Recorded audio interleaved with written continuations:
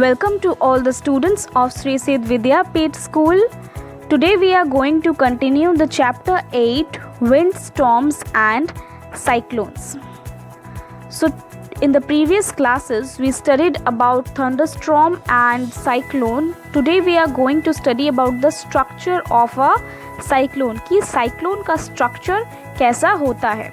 So cyclone is a rotation of air in the atmosphere at a height of around 10 to 15 km. The center of the cyclone, also called the eye of the storm, and is a clean area where there are no clouds but only light winds. This area ranges from 10 to 30 km in diameter. तो cyclone क्या है, जैसे कि आपको पता है एक air का रोटेशन, एक रोटेशन ऑफ एयर है एटमॉस्फेयर में जिसका हाइट लगभग 10 से 15 किलोमीटर तक हो सकता है. और जो सेंटर है, साइक्लोन का जो सेंटर है उसको क्या कहा जाता है, आई कहा जाता है. ओके, स्टॉर्म का जो साइक्लोन मतलब एक स्टॉर्म यानी एक तूफान जिसका जो सेंटर है उसको आई कहा जाता है. और वो एक क्लीन एरिया है, वो जगह में क्लीन है, ठीक है, जहाँ पे कोई क्लाउड्स नहीं है, सिर्फ वहाँ पे हल्का सा हवा है यानी विंड्स है. जो एरिया कहाँ से कहाँ तक है, मतलब 10 से 30 किलोमीटर तक डायमीटर का वो एरिया है. The cloud reason lies around this I and has a diameter of around 150 kilometre. तो जो क्लाउड रीजन है यानी जहाँ पे बादल है वहाँ वो एरिया कितना डायमीटर का है, अराउंड, मतलब ये जो आई के अराउंड में यानी सेंटर के अराउंड जो एरिया है वो कितने डायमीटर का है, 150 किलोमीटर, यानी वो 150 किलोमीटर के डायमीटर का है. The cloud region has high speed winds blowing at 150 to 250 per kilometer per hour, accompanied by heavy rainfall. तो जो क्लाउड रीजन है उसका स्पीड, उसके विंड स्पीड कितने हैं, लगभग 150 से 250 किलोमीटर प्रति घंटा उसका स्पीड है. और वहाँ पे बहुत ज़्यादा रेनफॉल भी होता है, यानी बहुत हैवी रेनफॉल भी होता है. The first indication of a cyclone can be observed when strong winds start flowing and pushing away the water from the shores. तो जो फर्स्ट इंडिकेशन होता है, साइक्लोन का जो फर्स्ट इंडिकेशन होता है वो कब हम लोग ऑब्जर्व कर सकते हैं, जब बहुत ज़्यादा ज़ोर से विंड आने लगती है, बहुत ज़्यादा ज़ोर से विंड बहने लगती है यानी हवा बहती है, जो कि और जो वाटर है यानी जो सोचो कोई सी में यानी कोई समुद्र में जो पानी है वो बहुत तेज़ी से आगे बढ़ के आ जाता है, तभी हम लोगों को ये साइक्लोन को पहचान सकते हैं. So here you can see the picture of the cyclone that very this is the eye and the around is the cloud region. Okay, and here you can see the satellite vision of the cyclone. Now the destruction caused by a cyclone. तो क्या क्या destruction cyclone कर सकता है. Cyclone can result in extremely high waves in the sea or ocean because of the low pressure. These waves can be 3 to 12 meter high. तो जो cyclone है वो सी में यानी समुद्र में बहुत बड़ा एक लहर पैदा कर सकता है जिसका हाइट लगभग 3 से 12 मीटर हाइट हो सकता है उसका, जो कि एक बहुत बड़ा एक वेव है, हाई वेव है. When these high waves hit the shore, it results in the destruction of life and property to a great extent. The soil of the area also loses its fertility after a cyclone. Floods can appear if rainfall continues for a longer duration. High-speed winds in the cyclone affect the telephonic communication lines, uproot trees, damages house and causes loss of life too. तो जो ये high waves होते हैं जिनका height 3 से 12 metre लगभग हो सकता है, जब शोर यानी जब किनारे में हिट करते हैं तब क्या होता है, बहुत सारे ऐसे लाइफ में डिस्ट्रक्शंस लाते हैं, बहुत जनों का प्रॉपर्टीज़ बहुत बिखर जाता है वो जो. और वो क्या करता है, ये साइक्लोन क्या करता है, सॉइल का फर्टिलिटी भी वो लॉस कर देता है. फ्लड्स हो सकते हैं, बाढ़ आ सकती है अगर कुछ ज़्यादा देर तक रेनफॉल हो. और ये जो हाई स्पीड्स विंड्स हैं, बहुत जो बड़े बड़े जो इतने हवा है ये बहुत स्पीड से जो होते हैं वो क्या कर सकते हैं, टेलीफोनिक कम्युनिकेशन यानी कोई भी तार को वो तोड़ सकते हैं, ट्रीज़ तोड़ सकते हैं, किसके घर भी तोड़ सकते हैं और किसी किसी की जान भी वो ले सकते हैं. So these are the destructions which a cyclone can cause. Now, a cyclone is a large-scale air mass that rotates around a strong center of low atmospheric pressure. तो साइक्लोन क्या है? एक बहुत बड़ी तादाद की एयर है, एयर का एक मास है जो रोटेट करता है एक स्ट्रॉन्ग सेंटर में, एक सेंटर के आसपास वो रोटेट करता है, लेकिन उसका एटमॉस्फेरिक प्रेशर लो होता है. Okay, so you can see a map here where cyclones has known. So they are known as cyclones in Indian Oceans, hurricanes in Atlantic, typhoons in Western Pacific and South China Sea, Willies and Western Australia. Understood? Now some effective measures we should take during cyclones. That a cyclone forecast a warning system. तो cyclone सबसे पहले जो weather forecasting करते हैं वो सबसे पहले अगर कोई साइक्लोन आए तो उनको पहले पता चल जाता है और वो हमें वार्न करते हैं, पहले ही वार्न कर देते हैं. तो हमें उसको बहुत सीरियसली लेना चाहिए और उसी हिसाब से हमको अपने आगे की प्लानिंग्स करनी चाहिए. Rapid communication of warnings of the government agencies, the ports, fishermen, ship and to the general public. Construction of cyclone shelters in the cyclone prone areas and administrative arrangements for moving people fast to safer places. तो ये जो cyclone forecast और warning system है, इनसे हम लोगों को जल्दी से जल्दी ये कम्युनिकेशन एक गवर्नमेंट को, जो एजेंसीज़ हैं उनको देना चाहिए, जो फिशरमैन्स हैं उनको देना चाहिए, जो शिप्स चलाते हैं, जनरल पब्लिक सबको दे देना चाहिए और एक अच्छी तरीके से साइक्लोन का शेल्टर बनाना चाहिए. बिकॉज जिन लोगों को जो लोग सोचो बहुत समुद्र के किनारे रहते हैं, उनको वहाँ से उठा के शेल्टर में लाना चाहिए. जिनके छोटे छोटे घर हैं वो तबाह हो सकते हैं हाई विंड से, तो उनको भी इस शेल्टर में लाना चाहिए. कुछ एडमिनिस्ट्रेटिव अरेंजमेंट्स भी करने चाहिए ताकि लोग जल्दी से जल्दी सेफ प्लेस में जा सके. Now cyclone alert. Cyclone alert क्या होता है? These days we are better protected. तो आजकल हम ज़्यादा बेटरली प्रोटेक्टेड हैं, लेकिन फिर भी बहुत जगह बहुत ऐसे प्रॉब्लम्स होते हैं साइक्लोन से. Thanks to satellite and radars, a cyclone alert और cyclone watch is issued 48 hours in advance of any expected storm and a cyclone warning is issued 24 hours in advance. Thus appropriate precautionary measures can be taken accordingly. तो आजकल हम better protected हैं, लेकिन फिर भी cyclone तो अपना जो डिस्ट्रक्शन करना है करता ही, लेकिन फिर भी हम लोगों को पहले पता चल जाता है, कम से कम 48 आवर्स मीन्स 2 दिन पहले ही हम लोगों को अलर्ट मिल जाता है सैटेलाइट से, रेडर्स से, और वार्निंग्स भी इशू हो जाते हैं लगभग एक दिन पहले, 24 आवर्स के पहले ही एडवांस में, और ताकि हम जल्दी से जल्दी जो प्रिकॉशनरी मेजर्स हैं वो ले सके. The message is broadcast even every hour or half hour when a cyclone is near it to the coast. Several national and international organizations cooperate to monitor the cyclone related disasters. Now there is a question that what to do if you are living in a cyclone hit area.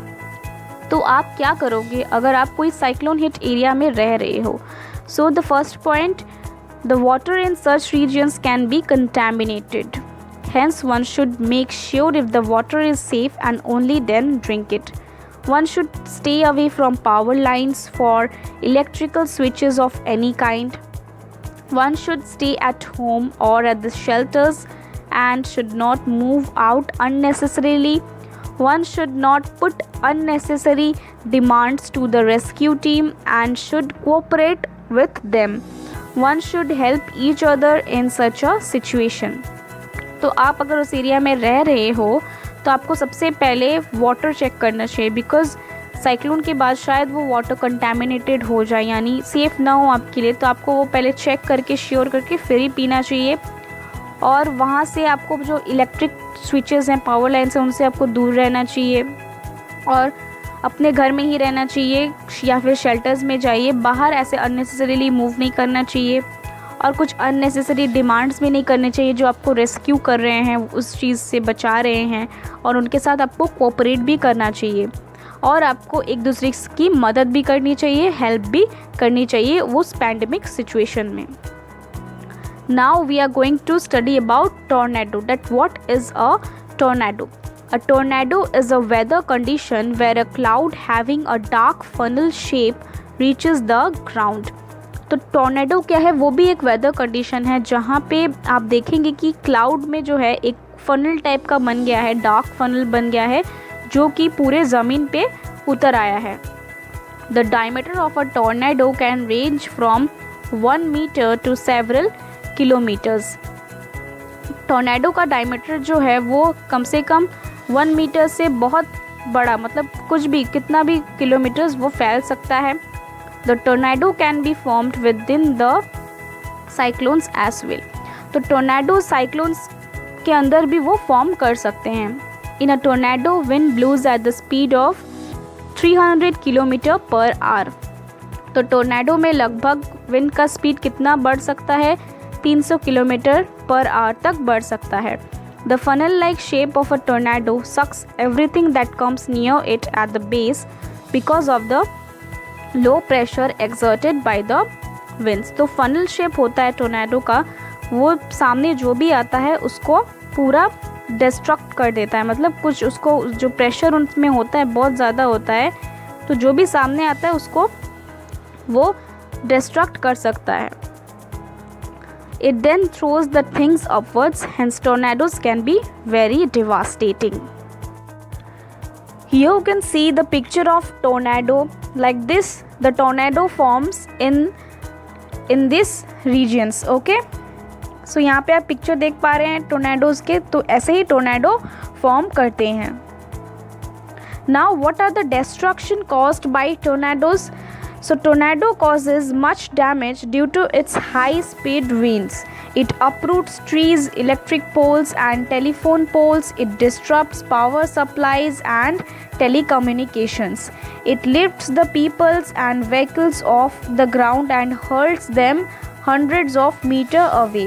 This may lead to the death of the people and damage to the vehicles too. Tornado causes extensive damage to buildings. तो tornado क्या कर सकता है, उसके high speed winds होते हैं वो सब बहुत ज़्यादा डैमेज कॉज कर सकता है।